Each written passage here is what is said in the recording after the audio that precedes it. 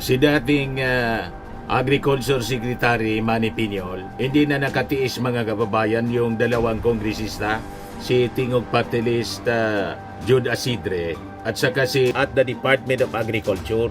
Kahit ano yung panahon mo, umabot nga po sa 70 pesos per kilo.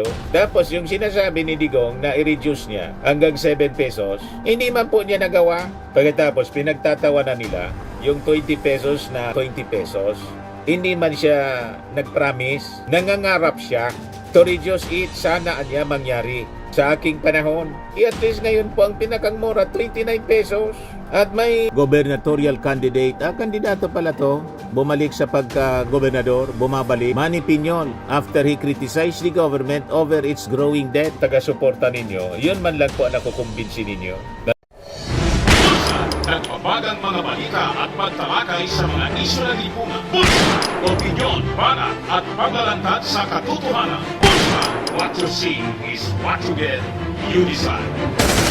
Si dating Agriculture Secretary Manny Piñol, hindi na nakatiis mga kababayan yung dalawang kongresista, si Tingog Party List Jude Asidre at saka si Zambales Congressman G. Conggon. Kasi si Manny Piñol, sige po ang post sa kanyang page sa Facebook, bira ng bira sa ating administrasyon. Tuta po ito ni Digong. Kaya lang, tinanggal siya. Tinanggal as DA Secretary.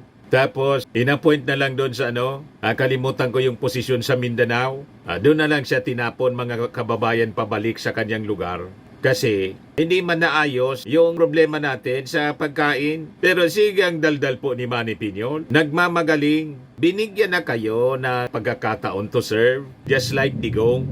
Wala man po, ineffective. Ngayon, tira kayo ng tira. Hindi na po makatiis yan, makatiis si Tingog Party List Jude Asidre. Sinupalpal na po ngayon. Ayan, Asidre tells Piñol, rice prices spike during your time at the Department of Agriculture. Kahit ano yung panahon mo, umabot nga po sa 70 pesos per kilo. Tapos yung sinasabi ni Digong na i-reduce niya hanggang 7 pesos, hindi man po niya nagawa. Pagkatapos pinagtatawanan nila yung 20 pesos na pinapangarap ng ating Pangulong Bongbong. Ibuti nga 20 pesos ang pinapangarap. Si Digong, ang promise niya 7 pesos. Nang magsabi sa SONA si Digong ng 7 pesos, wala kayong question na it is impossible. At probado na impossible kasi hindi man po niya nagawa. Pero dito sa administrasyon ng ating Pangulong Bongbong Marcos, nangarap siya na sana niya pag naging maayos na ang ating agrikultura, ma-reduce natin as low as 20 pesos. Hindi man siya nag-promise, nangangarap siya to reduce it, sana niya mangyari. Sa aking panahon, at least ngayon po ang pinakang mura, 29 pesos. At may mga presyong 38, 35 at ang commercial rice, 42 pesos.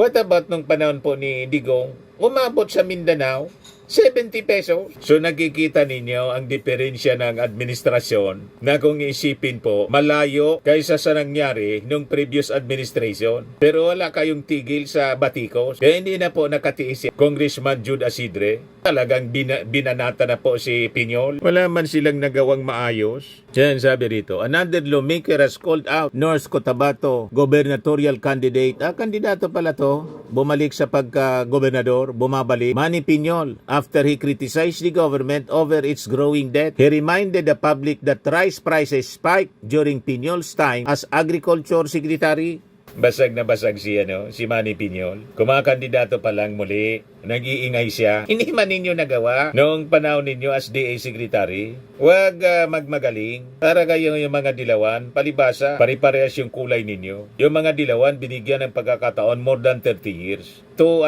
rule the country. Wala man po nangyari. Mahirap pa rin yung mga Filipino. Ibuti ngayon po, ang daming mga farmers ang grabe pasalamat sa ating Pangulo kasi yung utang nila, yung mga beneficiaries ng Comprehensive Agrarian Reform, yung utang nila sa bangko, yung babayaran nila sa bangko, lahat pinatawad ng ating Pangulo. Erase na po, dinilit. Di ba? Wala na sila babayaran at inaward yung lupa sa kanila, libre na lahat. Nagawa yon ng mga presidente other than yung tatay ng ating Pangulo at yung mismong ating Pangulong Bongbong. alaman kayong binatbat po. Kung titingnan natin, mahilig lang kayo, aktibo lang kayo kasi sa propaganda. At yung mga stupido na mga taga-suporta ninyo, yun man lang po ang nakukumbinsi ninyo. Naniniwala sa inyo. Mahilig kasi kayo sa fake news. Yan sabi ni Asidre. Yung presyo niya ng bigas, umabot sa 70 pesos per kilo in some areas when he headed the Department of Agriculture back during former President Rodrigo Duterte's time. Kung makapagreklamo kayo, ngayon po walang commercial rice na umabot na 70 pesos other than yung mga tawag ditong bigas. Yung pangmayaman na bigas, brown rice, talagang mahal yon. Pero yung bigas para sa masa, 42 pesos. At sa mga kadiwa centers, mga kababayan, 29 pesos. May mabibili na tayo. You see? So malapit sa 20 pesos na paulit-ulit ninyong sinasabi na hindi niya mangyayari. Ang tanong sa inyo, nangyari yung 7 pesos na prinamis ni Digong. Turo kayo ng turo ng ibang tao. Yung sarili ninyo, hindi ninyo makita kung ano yung mga incompetence ng buhay ninyo. Sabi ni Asidre, during Secretary Piñol's tenure anya, rice prices rose to levels that placed a heavy burden on many Filipino families. It is important to remember that history, especially when public trust is being sought again. In September 2018, the rice crisis emerged as a national issue tied to broader economic challenges.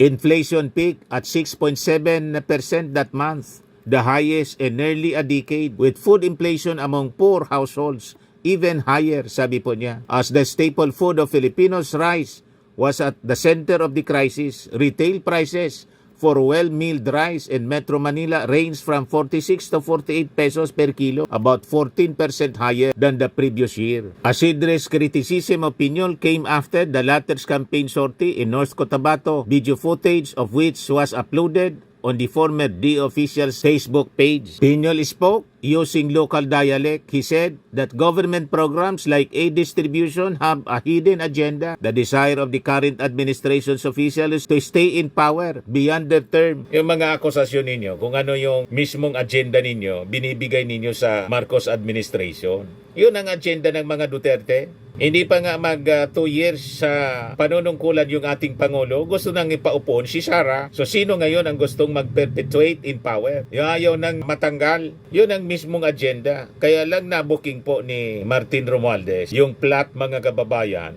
to unseat him para madali na lang yung pag-file ng impeachment laban sa ating Pangulo. Nabaliktad po yung pangyayari. Si Sara yung na-impeach. Kaya kayo nang gagalaiti kasi lahat ng mga plano ninyo nag-backfire po sa inyo. Nag-backfire sa mga Duterte. O ngayon, nang gagalaiti itong mga minions ni Digong. Sige po ang panira. O ngayon, binakbakan ngayon ni Asidre tapos ni Congressman Conggol. Sabi dito, Piñol also said the government's debt has ballooned to 16.6 trillion pesos under President Ferdinand Marcos Jr.'s term. Asidre, just like Zambales, 1st District Representative Jefferson Congon, however, noted that it was during Duterte's time that the country's debt piled up. Sabi po ni Asidre at ni Congon, the country's debt anya after the term of former President Benigno Aquino III, yung sinundan po ni Digong, was only 6.6 trillion pesos. Pero anya, si Digong nangutang po ng 7.2 trillion pesos. This means he left office with the Philippines having a debt of over 13 trillion. Yung gawain niya, binibigay niya sa iba, yung gawain nila. Si Digong ang nangutang ng todo. Iniwan yung utang sa ating Pangulong Bongbong. Pagkatapos ituturo ninyo yung ating Pangulo. Talaga itong mga kampo ni Digong.